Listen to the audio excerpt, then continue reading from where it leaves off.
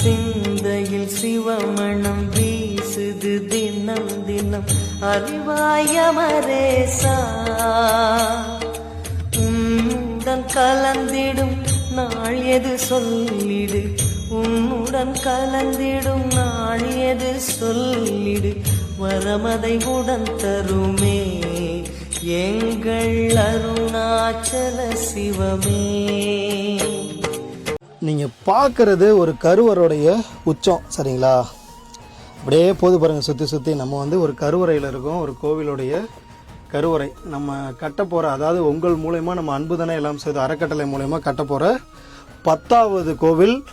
சோழர் காலத்து ஒரு கோவில். முதலாம் குலத்தொங்க சோழனுடைய ஒரு துண்டு கல்வெட்டு இந்த கோவிலில் இருக்குது. அது மட்டும் இல்லாமல் இந்த கோவிலில் 14ஆம் 15ஆம் நூற்றாண்டை சேர்ந்த ஒரு கல்வெட்டு இருக்குது. ஈஸ்வரன் கோவில்னு சொல்லிட்டு அழைக்கிறாங்க. நம்ம பூதலூர், தஞ்சாவூர் மாவட்டம் பூதலூர் அருகில் இருக்கிற சஞ்சீவிபுரம் ஒரு ஆற்றங்கரை ஓரத்துலேயே பார்த்திங்கன்னா இருக்குது கல்லணை கால்வாய். தஞ்சாவூர் பெரிய கோயில் ஒட்டி ஒரு ஆறு போது பார்த்திங்கன்னா அந்த ஆறை ஒட்டி போகிற வழியிலே இந்த கோவிலானது பூதலூரை ஒட்டி இருக்குது.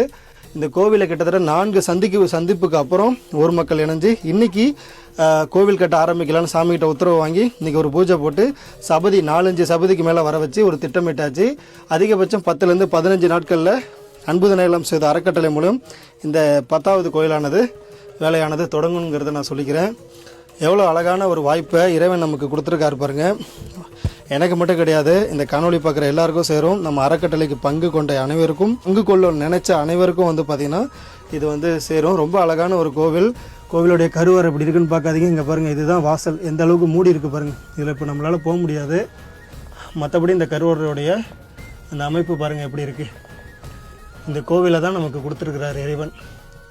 எப்படி இருக்குது பாருங்கள். அப்படியே சுற்றி பார்க்கலாம். இதே அமைப்பை மாறாமல் கட்ட போகிறோங்க.